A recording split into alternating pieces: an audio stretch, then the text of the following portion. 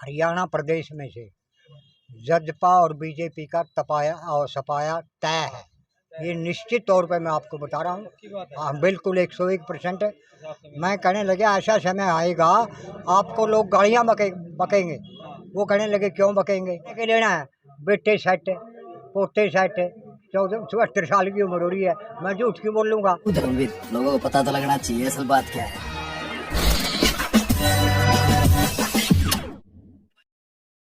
तौर पे आस मत कर, ये हरियाणा के लोग हैं।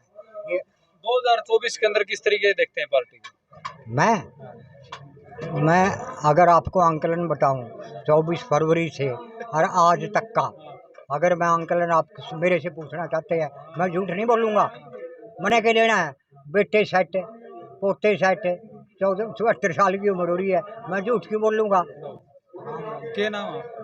नाम तो भगवान का रामपाल कह देते हैं। अच्छा, नाम तो भगवान का है, बाकी रामपाल कह देते हैं। कह देते हैं। अच्छा रामपाल जी, आपकी उम्र कितनी होगी? मेरी उम्र होगी भाई 2-3 महीने कम 74 साल।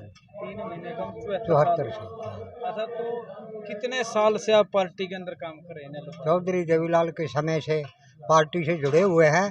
काम चौटाला साहब के टाइम में करने लगे हैं पार्टी। हाँ, 1984 से चौटाला साहब के साथ संपर्क हुआ था, उसके बाद सक्रियता से पार्टी में काम कर रहे हैं। अच्छा, तो देखो जब जेजेपी पार्टी बनी, इनेलो टूट के गई, वहीं कार्यकर्ता थे, वहीं उसमें थे इनेलो में और वहीं उसमें चले गए। दर्द और भी ऑफर आया होगा भाई हमारी पार्टी में आ जा, आगे कार्यकर्ता काम कर ले, कुछ इस तरीके का आया था और के रुझान रहा फिर आपका? ऐसा है,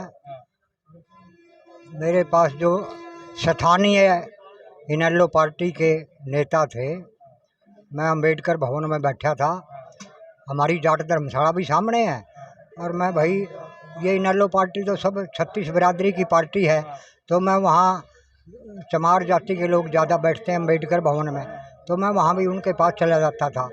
तो जब पार्टी अलग हुई मैं वहाँ बैठा था। एक तो मैं बात आपको ये बताना चाहता हूँ, मैं झूठ नहीं बोलूँगा, मैं सच बताऊँगा। तो मैं भी वहाँ बैठा था, तो जो इनेलो के वहाँ के स्थानीय प्रधान वगैरह लीडर थे, वो उनको मनाने के लिए वहाँ गए हुए थे। उन्हें नहीं पता था कि रामपाल वहाँ बैठा है, तो वो उनसे कहने लगे भाई हमारी पार्टी में आओ, आप जजपा में आओ, और इनेलो में कुछ नहीं बचा, आप हमारे साथ आ जाओ। वो उनसे बात कर रहे थे, तो मेरे से रहा नहीं गया, मैं कहने लगा मेरी एक बात सुनो भाई। वो कहने लगे बताओ प्रधान जी। मैं प्रधान प्रधान तो उन्हीं में एक वर्कर हूँ पार्टी का। मखा ऐसा समय आएगा तुम्हें लोग गाड़ियाँ बके करेंगे। जेजेपी तो कह दिया। हाँ, जो लीडर थे वहाँ के स्थानीय, मैं कहने लगे ऐसा समय आएगा आपको लोग गाड़ियाँ बकेंगे। वो कहने लगे क्यों बकेंगे? मखा आपने पार्टी में दो फाड़ करके, और ना तो अब राज तुम्हारा आता और ना राज हमारा आता, और जब तुम लोगों में जाओगे तो दोषी आपको मान रहे हैं लोग कि आपने दो फाड़ की है, पार्टी की अनुशासनहीनता दिखाई है, तो आपको लोग ये कहेंगे गाड़ियाँ बके करेंगे, बोला चले जाओ यहाँ से, तुम्हें हमारा राज आता आता खो दिया, गाड़ियाँ बके करेंगे। फिर वो चुप हो गए, फिर वो वहाँ से खड़े हो गए, चले गए। पुरानी बात है ये है कोई 18 में हुआ था ना पार्टी में बिखराव, तो 18 के लास्ट की बात है, ये अक्टूबर में ये हुआ था, और ये दिसंबर की हो सकती है, पूरा याद तो है नहीं, नवंबर दिसंबर की बात हो सकती है। तो मैंने तो कह दिया था। आज सुनिए मेरी बात, आज मैं नहीं कह रहा, हरियाणा प्रदेश की जितनी जनता है वो सब जजपा वालों को, इसको क्या नाम, दुष्यंत को, अजय सिंह को, दिग्विजय को, जिनके उनके बड़े लीडर हैं, जो जिन्होंने गलत सलाह देकर उनको अपने दादा की बेइज्जती करवाई, सुराग अपवाया था, सबको लोग गाड़ियाँ बक रहे हैं। ऐसा समय भी आएगा अगर पुलिस हो ना उनके साथ, तो उनको लोग गाँव में भी नहीं पकड़ेंगे, पकड़ के पीटेंगे। और पूछिए आप क्या पूछना चाहते हैं? मैं पूछना चाहूँ कैथल का नहीं, कई गाँव ने तो बोर्ड ला रखे हैं जेजेपी बीजेपी के नेताओं का यहाँ आना मना है, तो मैंने तो पता नहीं खैर। तो ये तो सारे हरियाणा में हालात हो रही है और होगी, ये तो होगी। क्या कारण है इस बात का? इसका कारण मैं बताता हूँ। उन्होंने चौधरी देवीलाल का वो लगा के बीच में फोटो, और वह हम देवीलाल की नीतियों पर चलने वाले हैं, और पार्टी बना ली अलग। तो लोगों के ये भूल हो गई कि भाई ये वाकई में अजय सिंह और दुष्यंत दिग्विजय चौधरी देवीलाल की नीतियों पर चलने वाले हैं। तो भाई लोग उनके साथ लग लिए और वो लग लिए जे वो चौधरी देवीलाल की नीतियां का तो सब हरियाणा प्रदेश की जनता को पता है कि वो कभी जब उन्होंने कांग्रेस को छोड़ा था उसके बाद वो किसी के साथ समझौता नहीं किया। जनता ने चौधरी देवीलाल को 85 एमएलए दिए, लेकिन भजनलाल उनके एमएलए को भगा कर ले जाता था। उसके बावजूद चौधरी देवीलाल अकेला रहता और फिर जनता में आता संघर्ष के लिए और ये कहता था, लोग कहते ताऊ हमने तेरे 85 जिताए, तेरे पे समय तो कोई नहीं। तो चौधरी देवीलाल एक बात कहा करते थे, मैंने भी सुनी है ये बात, बोले भाई मैं के करूँ, मेरे कहने तो हमने वोट दे दिए, अरे भाई मैं तो कल्ला दो कुकरो हूँ 90 पे खड़िया, ये वोट तो खड़े करने पड़ते हैं भाई, मैं तो खा देगे, मैं तो तारे बीच में वो कहीं जाओ। तो लोग फिर वो उनका साथ फिर देते, ताऊ संघर्ष का राम आपके साथ है, और लोग उसके साथ रहे। लेकिन इन बच्चों ने तो चौधरी देवीलाल की जो नीति रही है, चौधरी देवीलाल में 4-5 खूबियाँ थी, वो मैं आपको बताना चाहता हूँ। एक तो वो स्वाभिमानी आदमी थे, एक वो वायदे के पक्के थे, ठीक बात, एक वो त्यागी थे, एक वो जनसेवक थे, ये खूबियाँ थी उसमें। तो भाई इन बच्चों में तो वो मिली है नहीं, इसलिए लोग तो हरियाणा प्रदेश तो चौधरी देवीलाल के संघर्ष के बलबूते का लगाया गया प्रदेश रूपी पौधा है। तो जिस तरीके देखा, जब दुष्यंत चौटाला ने कहा था कि भाई हम आने वाले समय के अंदर जैसे हमारी सरकार बनेगी तो बुढ़ापा पेंशन को दुगनी भी कर देंगे, तो क्या वो बुढ़ापा पेंशन जैसे आप ले भी रहे होंगे तो वो दुगनी हुई है? करे हुई दुगनी यार, मैं तो 51 से कहते हम देवांगे, 51 से। और ये थोड़े दिन पहले तक वादा करते थे ये दिग्विजय वगैरह, बोला 5100 करवाएंगे, 5100 करवाएंगे, लास्ट में करवाएंगे, ये खड़े लगे फिर लास्ट में करवाएंगे।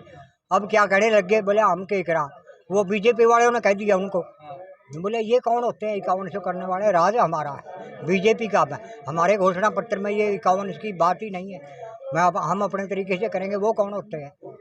और पूछिए। मैं पूछ रहा हूँ, जिस तरीके देखा जाए बीजेपी का राज दूसरी योजना में अभी चल रहा है और ये गठबंधन की सरकार है, तो गठबंधन में बार बार उंगली उठाई जा रही है, भाई टूटा का टूटा, क्या देखते हैं, टूट सका है, रह सका है, लास्ट तक चुनाव लड़ेंगे, आगे सरकार आएगी कि नहीं आएगी? सुनो मेरी बात, हरियाणा प्रदेश में से जजपा और बीजेपी का तपाया और सपाया तय है, ये निश्चित तौर पे मैं आपको बता रहा हूँ। हाँ बिल्कुल 101%। अगर मेरे पे विश्वास नहीं हो, तेरी गोदी में लिख के गाल दूँगा, मेरा मोबाइल नंबर दे दूँगा, भाई बूढ़ा कहता सफाया ही तो हो गया तेरी बहन का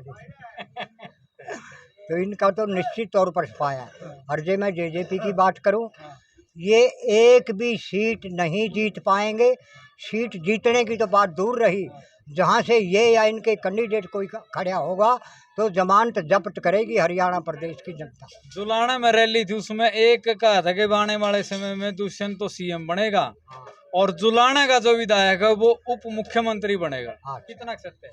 ये सत्य कह लिया, मैं कह दूँ भाई मैं राष्ट्रपति बनूंगा, वो तो भाई देखो सुनो, किसी की पकड़ी जबान नहीं पकड़ी नहीं जा सकती, कोई भी कुछ कहे, वो तो उनकी मर्जी, वो कुछ भी कहें चाहे, लेकिन निश्चित तौर पर सफाया होगा। और एक और मैं आपको बताता हूँ, इस आपके माध्यम से उनको बताना चाहता हूँ, बच्चों तुम्हारे साथ तुम्हारे दादा रणजीत वाला हाल होगा राजनीतिक तौर पे। चौधरी देवीलाल ने के 4 लड़के थे, उन्होंने चौधरी ओम प्रकाश चौटाला को अपना राजनीतिक वारिस घोषित किया था और रणजीत भी था हट्टा कट्टा, और हालांकि चौटाला साहब तो पैरों से लुंज थे, लेकिन चौधरी देवीलाल ने पता था तेरी नीति को बढ़ा सकता है अगर चारों बेटों में से तो ये ओम प्रकाश बढ़ा सकता है, उन्होंने इसलिए उस पर हाथ रखा था। और रणजीत ने नीति विरोध किया था और लोग भी ये कहते थे शुरू में रणजीत अच्छा है, रणजीत अच्छा है, लेकिन जब से उसने चौटाला साहब का साथ छोड़ा, उन्होंने बगावत कर दी थी, उसके बाद एमएलए नहीं बन पाया। 35 साल में ईब रानिया से चौटाला साहब के आशीर्वाद से एमएलए बना है, कांग्रेस ने टिकट नहीं दी। इलाहाबाद के लोग बता रहे थे मुझे, जब इलेक्शन चल रहा था वहाँ, मैं इलाहाबाद में था, बोलो चौटाला साहब देर तो आयो, नामा का नंबर 1 है, तो लोग वहाँ कहने लगे, बोले मैं जलसे में था, चौटाला साहब ने एक बात कही, वह बता रहे थे, उनकी सुनी बता रहे हूँ भाई देखिए। बोला चौटाला साहब जलसे में आया, बोला भाई मैं लेट हो गया, माफ़ी चाहता हूँ। बोला रणजीत के घरवाली आ गई मेरे पास, वो कहने लगे हम क्या करें, अब कांग्रेस ने टिकट नहीं दी, अब भाई साहब हम क्या करें।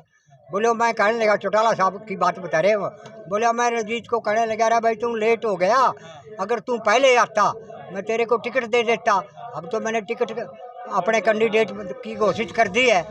बोला मेरी कुकरो जान बचाओ भाई साहब। फिर चौटाला साहब तो भाई सामाजिक भी है, दयालु भी है, वो कहने लगा निर्दलीय लड़ ले तू और तेरी मदद करूँगा मैं। ये सच्चाई है, बिना चौटाला साहब की मदद के जी। मैं आंकलन सही बताऊँगा आपको, पूछ ले शुरू से। आंकलन ये है 2024 में अब तक का जो आंकलन है मेरा, यहाँ तक का मुख्यमंत्री बन चुका है अभय सिंह। वो आपको पूछोगे कैसे? हम जनता के, हम यात्रा चलती है ना, जब तकरीबन मैं पीछे रहता हूँ, यात्रा चलती है तो पीछे रहता हूँ, तो लोग वहाँ मुझे मिल जाते हैं। मैं बोला भाई केस सूट करोगे रे लोगों? बोला ताऊ लगे रहो, लग्या रहो, राज बनावांगे। मैं राज क्यों कर बनाओगे? राज क्यों कर बना? पाछे को नहीं दिए वोट, मैं कह दूँ पाछे को नहीं दिए वोट। बोला हमारा भूल होगी थी और वोट देंगे। माँ के खासियत है इसमें अभी में न्यू बोला यू थोड़ा जबान का पक्का है, जबान का पक्का है, जो हाँ वादा करा पूरा करागा। और बोला जो ये वादे लेकर चल रहे नहीं, ये वादे लागू होंगे, मुख्यमंत्री बनावांगे, ये वादे लागू होंगे, मौजो मौज फिर। तो ये है बात। धन्यवाद धन्यवाद। आपने बहुत पुरानी बातें बताई। और वीडियो आपको कैसी लगी, वीडियो को ज़्यादा शेयर कर देना दोस्तों, और कमेंट बॉक्स में अपने विचार देना ना भूले। मिलते हैं नेक्स्ट वीडियो में। राम राम सभी को। Like, share and subscribe this channel, and don't forget to follow my account on Instagram also.